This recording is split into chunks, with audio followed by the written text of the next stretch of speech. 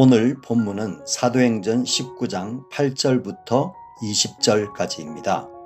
바울이 회당에 들어가 석 달 동안 담대히 하나님 나라에 관하여 강론하며 권면하되 어떤 사람들은 마음이 굳어 순종하지 않고 무리 앞에서 이 도를 비방하거늘 바울이 그들을 떠나 제자들을 따로 세우고 두란노 서원에서 날마다 강론하니라. 2해 동안 이같이 하니 아시아에 사는 유대인이나 헬라인이나 다 주의 말씀을 듣더라. 하나님이 바울의 손으로 놀라운 능력을 행하게 하시니 심지어 사람들이 바울의 몸에서 손수건이나 앞치마를 가져다가 병든 사람에게 얹으면 그 병이 떠나고 악귀도 나가더라. 이에 돌아다니며 마술하는 어떤 유대인들이 시험 삼아 악귀 들린 자에게 주 예수의 이름을 불러 말하되 내가 바울이 전하는 예수를 의지하여 너희에게 명하노라 하더라. 유대의 한 제사장 스게와의 7 아들도 이 일을 행하더니 악귀가 대답하여 이르되 내가 예수도 알고 바울도 알거니와 너희는 누구냐 하며 악귀 들린 사람이 그들에게 뛰어올라 눌러 이기니 그들이 상하여 벗은 몸으로 그 집에서 도망하는지라.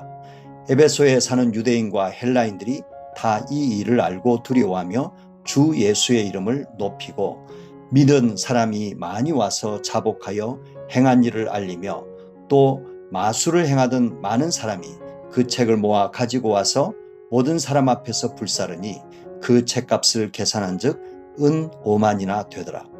이와 같이 주의 말씀이 힘이 있어 흥왕하여 세력을 얻으니라. 아멘. 바울이 선교 여행을 하면서 가장 오래 머문 곳은 에베소입니다.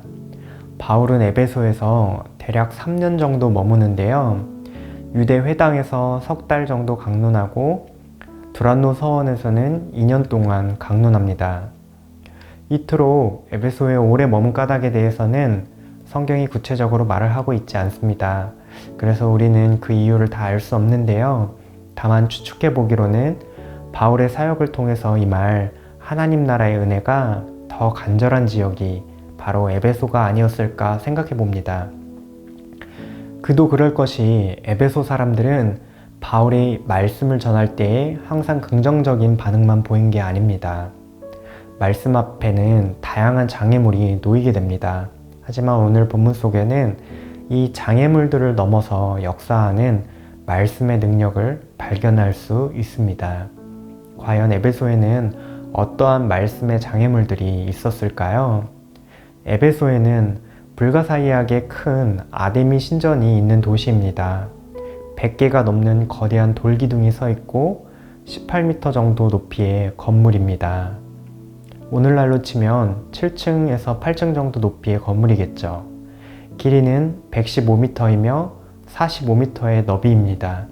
보통 축구장 하나 정도를 차지합니다. 가공할 만한 크기의 신전을 소유한 아데미 여신 앞에 그 어느 누구의 어떠한 신의 이름을 들먹일 수 있을까요? 하지만 바울은 에베소에 있는 회당에서 담대하게 하나님 나라에 관하여 전합니다. 눈에 보이는 거대한 신전과 눈에 보이지 않는 하나님 나라 사이의 대결입니다. 그곳 사람들은 마음이 굳어 있습니다. 말씀을 믿고 순종하려 들지 않습니다. 심지어 하나님 나라의 도를 비방하기까지 합니다. 그럼에도 불구하고 바울은 포기하지 않습니다.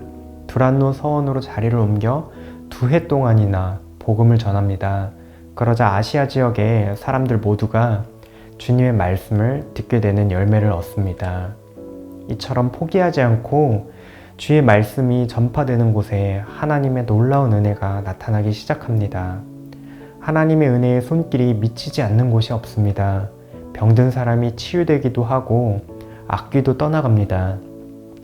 이 은혜의 범위가 얼마나 넓었던지 오늘 말씀에서는 바울의 손수건이나 앞치마를 가져다 얹는 곳에서도 이러한 이러한 은혜를 경험했다고 말합니다. 물론 손수건이나 앞치마나 바울 자체에 어떤 신비한 능력이 있는 게 아닙니다. 그만큼 하나님의 역사가 크고 말씀이 미치는 영향력이 생활 곳곳에 침투해 있음을 알 수 있는 대목이죠.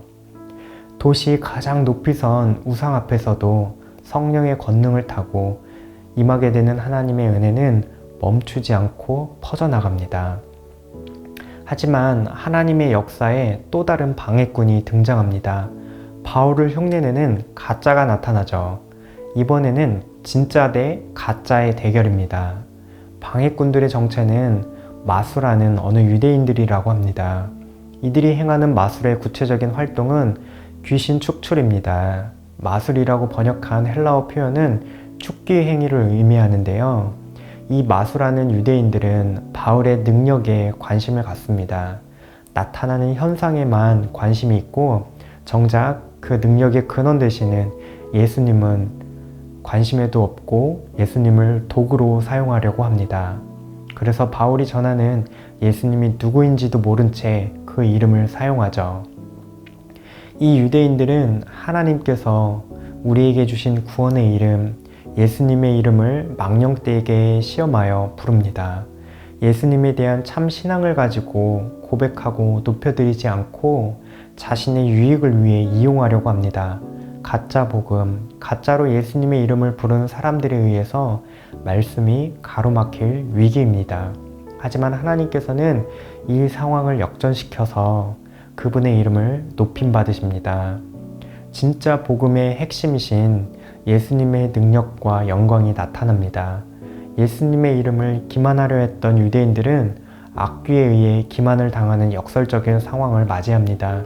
이 모습을 목격한 에베소 사람들은 예수의 이름을 높입니다. 자신이 행한 일들을 회개하고 마술책들을 불태웁니다. 말씀이 가짜 복음에 의해 막힐 뻔했지만 하나님은 이 모든 상황을 선하게 말씀의 능력으로 바꾸어 주셨습니다. 하나님은 우리에게도 말씀으로 은혜 베푸시기를 기뻐하십니다. 예수님은 말씀을 통해 우리 마음의 문을 두드리시죠. 하지만 우리 앞에도 하나님의 말씀을 가로막는 장애물들이 있습니다.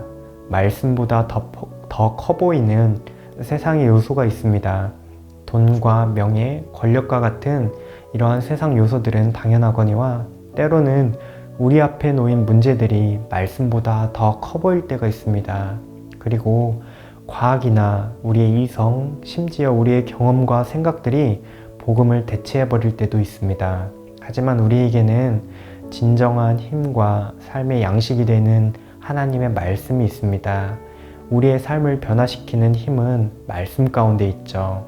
바울은 이렇게 맞이한 여러 장애물 앞에서도 주님의 말씀을 힘있게 붙들었습니다.